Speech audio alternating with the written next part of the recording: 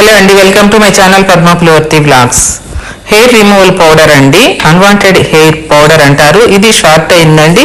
నా వీడియో చూసేవాళ్ళు, నా సబ్స్క్రైబర్స్ అందరూ కూడా ఎన్నో రోజుల నుంచి వెయిటింగ్లో ఉన్నారండి. వాళ్ళందరికీ తెలియజేయటం కోసం నేను ఈ షార్ట్ వీడియో తీస్తున్నానండి.